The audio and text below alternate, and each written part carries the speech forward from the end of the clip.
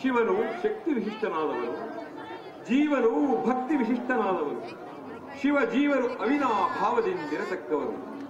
ಆದ್ದರಿಂದ ಅದ್ವೈತವು, ಶಕ್ತಿ ವಿಶಿಷ್ಟಾದ್ವೈತವು, ವೀರಶೈವವು ಎಂಬ ಸಕಲ ಜ್ಞಾನವು ಅಪೋ ಜ್ಯೋತಿಯದ್ದೆನಿಸಿ ಲಿಂಗಾಂಗ ಸಮರಸದ ಅಲಿಂಗ ಸ್ಥಳಗಳನ್ನು ಜೀವಾತ್ಮರಲ್ಲಿ ಬೋಧಿಸಿ ಅಷ್ಟಾವರಣ ಷಟ್ಸ್ಥಲಗಳೇ ಮೊದಲಾದ 2 ತಾವರೆಗಳ ದ್ವಿದಳಗಳ ಮೇಲೆ ಮಾಯಾಮೋಹಗಳನ್ನು ಬೆಟ್ಟುತ್ತುವ ವೀರಶೈವವೇ ಪ್ರಪಂಚದ ಒಂದು ಸುವರ್ಣ ಸಂಚಿತವಾದ ಸೂತ್ರವಾಗಿದೆ. ಅದು ಪುನಃ ಮಾಯು ಬರುತ್ತಿರುವಳು. ಬರೆಯ ಭ್ರಾಂತು.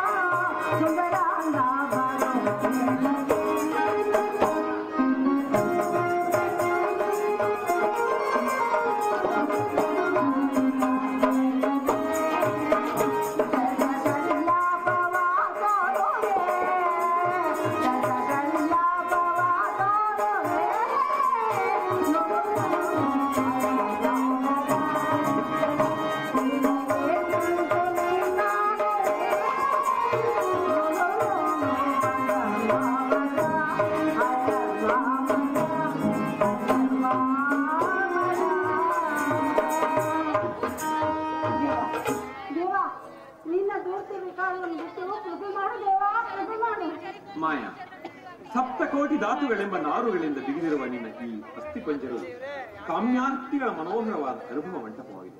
ಸಾಧ್ವಿ, ನಿನ್ನ ಕಾಮ್ಯಾರ್ಥವನ್ನು. ಅಯ್ಯೋ, ನಿನ್ನ ಮನೋಹರವಾದ ರೂಪದಲ್ಲಿ ಬೀದಿ ಬೀದಿಗಳಲ್ಲಿ ಅಲೆದಾಡುವ ಭಿಕ್ಷುಕರು ಭಿಕಾರಿಯಂತೆ ಧರಿಸಿರುವ ಈ ರೂಪು, ಬೈರಾಗಿಯಂತೆ ಧರಿಸಿರುವ ಈ ನಿಮ್ಮ ತಿರುಪೆ ಓಡು ನೋಡಲಾರೆ ಸ್ವಾಮಿಯೇ, ನೋಡಲಾರೆ. ಮಾಯಾ, ಕೀವು ರಕ್ತಗಳ ದುರ್ಗಂಧಕ್ಕೆ ನೊಣಗಳು ಮುತ್ತುವಂತೆ ವಿಷಯಾನಂದಗಳು ನಿನ್ನ ಆಂತರಿಕ ಶಕ್ತಿಗಳಲ್ಲಿ ವಜ್ರದ ಕಿಡಿಗಳಂತೆ ಮುತ್ತುತ್ತಿವೆ. ಮಲಮೋಹ ಪಾಶಗಳ ನಾಶಕ್ಕೆ ಬೀಜಾಂಕುರವಾಗಿ ಪರಮಾತ್ಮ ಸದ್ಗುರುವಿನ ಪಾದದರ್ಶನಕ್ಕೆ ಕಾರಣನಾಗಿ ಓಲಾಡುವುದೇ ಈ ನನ್ನ ತಿರುಪೆಯ ಓಡು. ಪ್ರಪಂಚದ ಐಶ್ವರ್ಯದ ಕಣ್ಣಿನ ಪೊರೆಯನ್ನು ತೊಳೆದು ಕರ್ಮರಹಿತರನ್ನಾಗಿ ಮಾಡಿ ಪರಮಾತ್ಮ ಸದ್ಗುರುವಿನ ಪಾದದರ್ಶನಕ್ಕೆ ಕಾರಣನಾಗಿ ಓಲಾಡುವುದೇ ಈ ನನ್ನ ತಿರುಪೆಯ ಓಡು. ಸ್ವಾಮಿ, ಖಂಡಿತವಾಗಿಯೂ ನನ್ನನ್ನು ತಿರಸ್ಕರಿಸಬೇಡಿ ಸ್ವಾಮಿ. ನನ್ನ ಮನದಾಸೆಯನ್ನು ನೆರವೇರಿಸಿ. ಮಾಯ, ಅತಿ ಕೋಮಲವಾದ ನಿನ್ನ ಶರೀರ ಬಯಸಬೇಡ. ಕೇವಲ ರಕ್ತ ಮಾಂಸಗಳಿಂದ ತುಂಬಿರುವ ಸಾಮಾನ್ಯ ಜೀವಿಗೆ ಜಂಗಮಾನುಗ್ರಹವು ಸಿಕ್ಕಲಾರದು. ಸಿಕ್ಕಿದರೆ ಅವನೇ ಅತಿಮಾನವನು. ಜಡತ್ವವನ್ನು ಮೂಲೆಗೊತ್ತಿ ಪ್ರತಿ ಮುಂದಿನ ಹೆಜ್ಜೆಯನ್ನು ಯಮಸದನವೆಂದರಿಯಬೇಕು. ಮೃತ್ಯುವನ್ನು ಸಂತೋಷದಿಂದ ಆಲಂಗಿಸಲು ಸಿದ್ಧನಾಗಿರಬೇಕು. ಅಂತಹ ವೀರಜೀವಿಯು ಮಾತ್ರ ಜಯಶ್ರೀಯನ್ನು ಪಡೆಯಬಲ್ಲ. ಮಾಯ, ಮಾನವನು ಜೀವಿಯಾಗಿ ಹುಟ್ಟಿರುವುದು ಕೇವಲ 2 ಹೊತ್ತಿನ ಊಟಕ್ಕಾಗಿ ಮಾತ್ರವೇ, ಅಥವಾ ಬರೀ ಹಣದಾಸೆಗಾಗಿಯೇ? ಸಾಧ್ವಿ, ನಿನ್ನ ಕೋರಿಕೆಯು ಸಾಧ್ಯವಿಲ್ಲ. ಅತಿ ಕೋಮಲವಾದ ನನ್ನ ಶರೀರವನ್ನು ನೋಡಿದ ನೀವು ನನ್ನನ್ನು ಪರೀಕ್ಷಿಸುವುದಕ್ಕಾಗಿ ಈ ವೇಷವನ್ನು ಧರಿಸಿದವರ? ನೋಡಲಾರೆ, ನೋಡಲಾರೆ. ಮಾಯ, ಅತಿ ಕೋಮಲವಾದ ನಿನ್ನ ಶರೀರವನ್ನು ನೋಡಿ ಹಿಗ್ಗುತ್ತಿರುವ ನಿನ್ನ ಆಪ್ತ ಬಾಂಧವರು. ನೀನು ಸತ್ತ ಮರುಕ್ಷಣದಲ್ಲಿ ಕ್ಷಣ ಮಾತ್ರವೂ ನಿನ್ನನ್ನು ಮನೆಯಲ್ಲಿ ನಿಲ್ಲಗೊಳಿಸದೆ ನಿನ್ನ ಶರೀರದ ದುರ್ಗಂಧವನ್ನು ತಾಳಲಾರದೆ ನಿನ್ನನ್ನು ಸ್ಮಶಾನದಲ್ಲಿ ಹೂಳುವರು. ಅಥವಾ ಬೆಂಕಿಯಲ್ಲಿ ಸುಡುವರು. ಅಷ್ಟಕ್ಕೂ ಸೈರಿಸದೆ ನೀರಿನಿಂದ ಕೈ ತೊಳೆದುಕೊಳ್ಳುವರು ಮಾಯ. ನೀನು ಸತ್ತ ಸಂತೋಷದ ಸಲುವಾಗಿ ಎಲ್ಲರೂ ಬಹಳ ರುಚಿಯಾದ ಅಡುಗೆಯನ್ನು ಮಾಡಿ ಊಟ ಮಾಡಿ ಕೈಲಾಸದ ಮಹಾಮನೆಗೆ ಹೋಗ ಬಯಸತಕ್ಕವರು ಇಹಲೋಕದ ಕರ್ಮ ಭೂಮಿಯಲ್ಲಿ ತೇರ್ಗಡೆಯನ್ನು ಹೊಂದಬೇಕಲ್ಲವೇ? ಸಾಧ್ವಿ, ನಿನ್ನ ಕಾಮ್ಯಾರ್ಥವನ್ನು ನಿಲ್ಲಿಸು. ಬರಬೇಡ, ಮುಂದುವರಿಯಬೇಡ. ಹಾಗೂ ಬರಬೇಕೆಂಬ ಆಸೆ ಇದ್ದರೆ ಆ ನಿನ್ನ ಮನದಾಸೆಯನ್ನು ಈ ನನ್ನ ತಿರುಪೆಯ ಓಡಿನಲ್ಲಿ ಇದರಲ್ಲಿನ ಚಿತೆಯಲ್ಲಿ ನೀನು ಸ್ನಾನ ಮಾಡು. ಇದೇ ನಿನಗೆ ಮಂಗಳ ಸ್ನಾನ. ಬರಲಾರೆ, ಮುಂದುವರಿಯಲಾರೆ. ಆ ನಿಮ್ಮ ತಿರುಪೆಯ ಓಡಿನ ಸ್ಥಾನ ನನಗೆ ಬೇಡ ಸ್ವಾಮಿ. ಅದು ಅದು ಅದು ನಾಗಮಂಟಪದ ಸ್ಫಟಿಕ ಶಿಲೆಯಲ್ಲಿ ನಿಮ್ಮ ಸುಂದರವಾದ ತಲೆಕಳಿಸುತ್ತೆ. ಖಂಡಿತವಾಗಿಯೂ ನನ್ನನ್ನು ತಿರಸ್ಕರಿಸಬೇಡಿ ಸ್ವಾಮಿ, ನನ್ನನ್ನು ತಿರಸ್ಕರಿಸಬೇಡಿ. ಎಲ್ಲೋ ಸ್ತ್ರೀಯೇ, ನೀಚ ಸ್ತ್ರೀಯರ ವಾಕ್ಯಗಳಿಗೆ ಸಜ್ಜನರು ಸಂತಸಗೊಳ್ಳದೆ ಥೂ ಎಂದು ಉಗುಳುವರು. ತನ್ನ ಮಾಲಿನ್ಯದಿಂದ ಹುಟ್ಟಿದ ಪುತ್ರನೇ ಮೂರ್ಖರಿಗೆ ಭಾಗ್ಯಶಾಲಿನಿಯಾಗುವನು. ಜನನ ಮರಣಾತ್ಮಕ ಸಂಸಾರ ಚಕ್ರದಲ್ಲಿ ಭ್ರಮಿಸುವ ನರರಿಗೆ ಮಾಲಿನ್ಯವೇ ವಿಶ್ರಾಂತಿ ಸ್ಥಾನವಾಗಿರುವುದು. ಈ ಮಾನವನು ಜನನವಾಗುವ ಕಾಲದಲ್ಲಿ ತಾನೇನು ತರುವನು ಅಥವಾ ಮರಣವಾಗುವಾಗ ತಾನೇನು ಒಯ್ಯುವನು? ಮಧ್ಯದಿನ ಬಂದಿಹ 4 ದಿನದ ಭಾಗ್ಯಕ್ಕೆ ಮಮಕಾರ ವಹಿಸಿ ಬಳಲುತ್ತಿರುವ ಈ ನರಮನುಷ್ಯರನ್ನು ಕಂಡು ನನಗೆ ಬರುತ್ತದೆ ಮಾಯ. ಹಮೇದ್ಯವನ್ನು ಕಂಡ ಹಂದಿಯು ಅದನ್ನು ಬಹು ಪ್ರೇಮದಿಂದ ಭಕ್ಷಿಸುವಂತೆ ಮೂರ್ಖ ಮಾನವರು ಸ್ತ್ರೀಯರನ್ನು ಕಂಡು ಹಿಗ್ಗುವರು. ನಾಯಿಗೆ ಹಳವೆಗಳು ಅಮೃತವಾದಂತೆ ಕಾಮಾಂಧನಿಗೆ ಸ್ತ್ರೀಯೇ ಅಮೃತ ಪ್ರಾಯಳು. ಸಕಲ ಪಾಪ ಸಮೂಹಗಳಿಗೆ ಕಾರಣವಾದ ಸ್ತ್ರೀ ಸಂಘವೇ ನರಕ ಪ್ರಾಪ್ತಿ, ಅವಳ ಸಂಘವೇ ಮರಣ. ಸ್ತ್ರೀಯೇ ನರಕ ಕುಂಡವಾದ ಬಳಿಕ ಯಮನಗರಿಯನ್ನು ಎಲ್ಲಿಂದ ತರಬೇಕು? ಸ್ತ್ರೀಯರಿಗೆ ದೇಹದಲ್ಲಿ ರಕ್ತವು ಹೆಚ್ಚಾದಂತೆ ಮುಖದಲ್ಲಿ ಕಾಂತಿಯು ಹೆಚ್ಚುವುದು. ಮಾನಿನಿಯ ಕುಚಗಳು, ಮಾಂಸ ಪಿಂಡಗಳು, ಶಿರವು ಕಸಪೊರಿಕೆಯಂತೆ ರೋಮ ವಿಶಿಷ್ಟವಾದದ್ದು. ಹೀಗಿರುವಾಗ ಮಾನವನು ಘನಶಿಲೆಯ ಬುಡಕ್ಕೆ ಸಿಕ್ಕಿದ ಹೆಗ್ಗಣದಂತೆ ಕಾಮ ಸರೋವರದಲ್ಲಿ ಬಿದ್ದು ಕೈಕಾಲು ಬಿಡುವವರನ್ನು ಕಂಡು ನನಗೆ ನಗೆ ಬರುತ್ತಲಿದೆ. ಮಾಯ, ನನ್ನನ್ನು ಬಲಾತ್ಕರಿಸಬೇಡ, ಹಿಂಬಾಲಿಸಬೇಡ. ನಾನಿನ್ನು ಹೊರಡುವೆನು.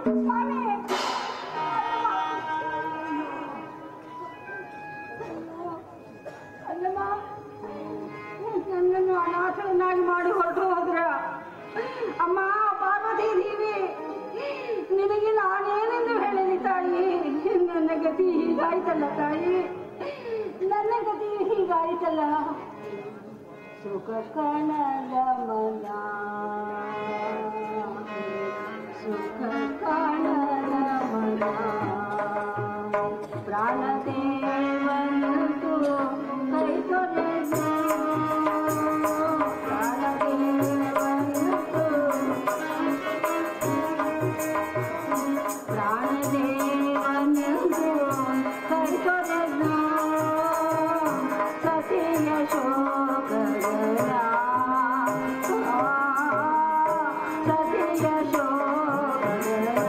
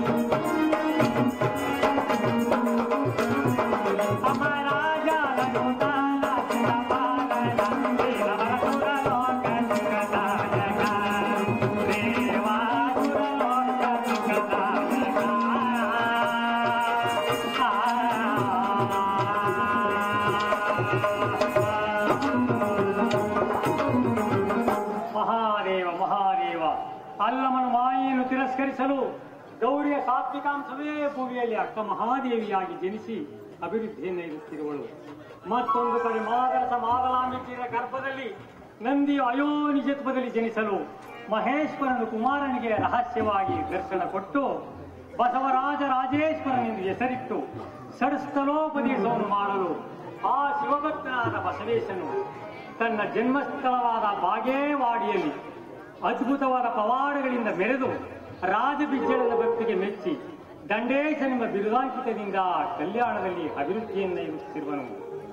ಆದ್ದರಿಂದ ನಾನೀಗಲೇ ಹೋಗಿ ಬಸವ ದಂಡೇಶನಿಂದ ಅಲಂಕೃತವಾದ ಬಿಜ್ಜಳದ ಸಭೆಯಲ್ಲಿ ಕೊಂಡೇ ಮಂಚಿದೇವನೆಂಬ ಅಭಿಧಾನದಿಂದ ಶರಣರಿಗೆಲ್ಲ ಸಂತೋಷವನ್ನುಂಟು ಮಾಡುವೆನು. ಮಹಾದೇವ ಮಹಾದೇವ.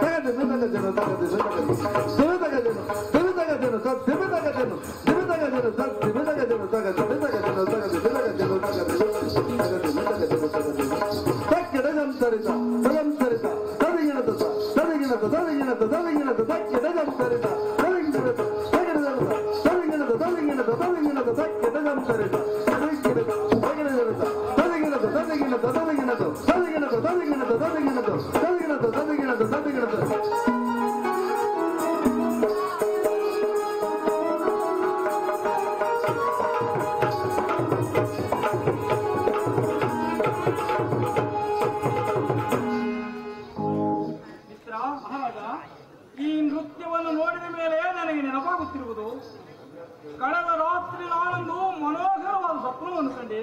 ಆ ಸ್ವಪ್ನ ವಿವರವೇ ಮಹಾರಾಜ ಹೇಳಲು ನಾಲಿತು.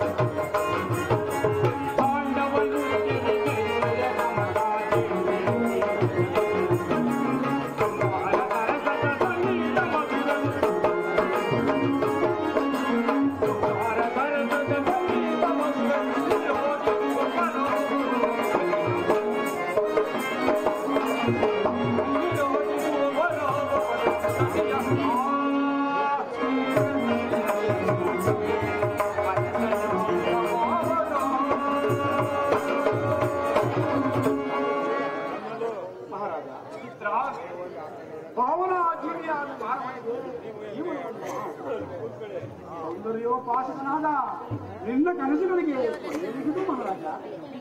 ಮಹಾರಾಜ, ಬೆಳದಿಂಗಳ ರಾತ್ರಿ ಅರಳಿದ ಮಲ್ಲಿಗೆ ಪರಿಮಳದಂತೆ ಈಗಲೂ ಆ ಸ್ವಪ್ನವು ನನ್ನ ಇಂದ್ರಿಯಗಳಿಗೆ ಅನಿರ್ವಚನೀಯವಾದ ಆನಂದವನ್ನು ಮಾಡುತ್ತಿದೆ. ಹೇಳು ಮಹಾರಾಜ.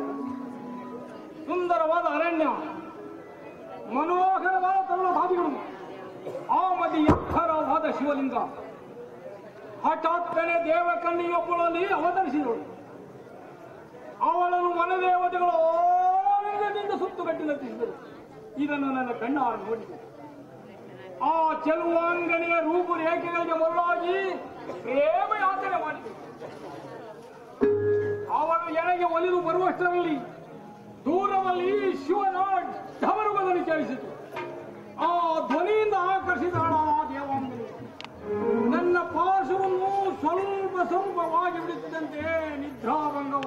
ಮಿತ್ರ ಅಬ್ಬಾ ಎಂತಹ ಚಿತ್ರ ವಿಚಿತ್ರವಾದ ಮಕ್ಕಳು. ರಾಜೇಂದ್ರ ಮಿತ್ರ ನೀನು ತರುಣ, ತಾರುಣ್ಯದ ಉತ್ಸಾಹದಿಂದ ನಿನ್ನಲ್ಲಿ ಹೊಸ ಹೊಸ ಆಟಗಳು ಉಂಟಾಗಿದೆ. ಅವುಗಳಿಂದ ಬಂಧಿತನಾದ ನಿನಗೆ ಯಾವಾಗಲೂ ಸುಖ ಸ್ವಪ್ನಗಳನ್ನೇ ಕಾಣುತ್ತಿರುವೆ ರಾಜೇಂದ್ರ. ಅದು ಬರಿಯ ಕೆಲಸವಲ್ಲ ಮಿತ್ರ. ಈಗಲೂ ನನ್ನ ಇಂದ್ರಿಯಗಳಿಗೆ ನನ್ನ ಎದುರಲ್ಲಿ ದೃಶ್ಯವಾದದ್ದು ಕಾಣುತ್ತಿದೆ ರಾಜೇಂದ್ರ, ಮಿತ್ರ. ಅರಣ್ಯ ಮಧ್ಯದಲ್ಲಿ ಯಾವಳೋ ಒಬ್ಬ ಪಾಮರ ತರುಣಿಯನ್ನು ನೋಡಿ ನಾನು ಮುಗ್ಧನಾಗುತ್ತೇನೆ. ಈ ಪರ್ವತ ಪ್ರಾಂತ್ಯದ ಸ್ತ್ರೀಯರು ಸಹಜವಾಗಿಯೇ ಸುಂದರಿಯರು. ಅವರಲ್ಲೊಬ್ಬ ಅಸಾಮಾನ್ಯ ಚಳುವೆಯನ್ನು ನೋಡಿ ನೀನು ದೇವಕನ್ಯೇ ಕನಸುಗಳ ರಾಜೇಂದ್ರ. ಮಿತ್ರ, ಆ ಸೌಂದರ್ಯ ಮಧ್ಯಲೋಕದಲ್ಲ ಮಹಾರಾಜ, ಸ್ವರ್ಗಲೋಕಕ್ಕೆ ಆಗಲಿ ಮಹಾರಾಜ.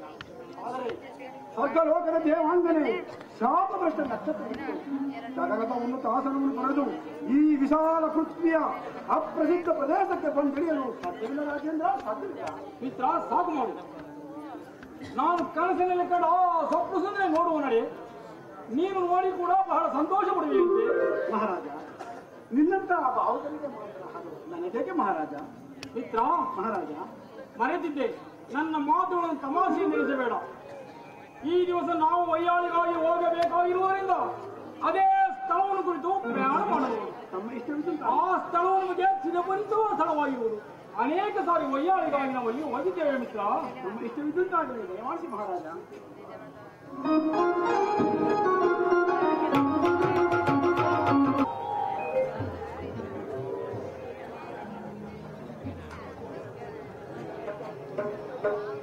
ರಮೇಶ ಪರಮದಯಾ ಕರುಣಿಸೋ ಸರ್ವೇಶ. ಪರಮೇಶ ಪರಮದಯಾ ಕರುಣಿಸೋ ಸರ್ವೇಶ.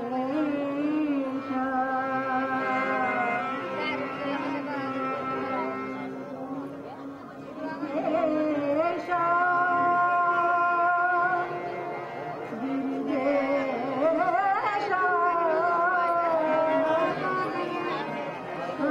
ಮುಗಿದು ಬೇಡುವನ ಕರುಣಿಸೋ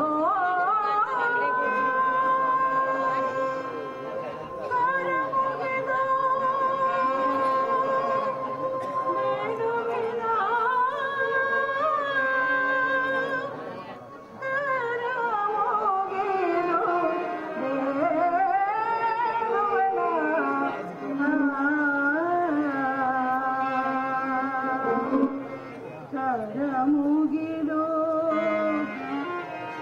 ಬೇಡುವೆನ ಕರುಣಿಸೋ ದೇವಾ.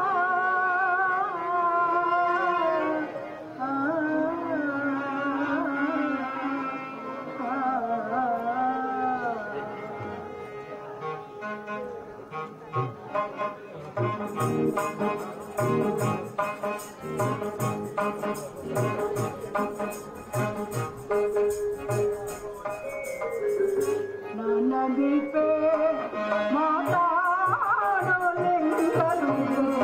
ನನ್ನ ಬಿಟ್ಟೆ ಮಾತಾಡಲೆಂದರು, ನನ್ನ ಬಿಟ್ಟೆ ಮಾತಾಡಲೆಂದರು, ನನ್ನ ಬಿಟ್ಟೆ ಮಾತಾಡಲೆಂದರು, ನನ್ನ ಬಿಟ್ಟೆ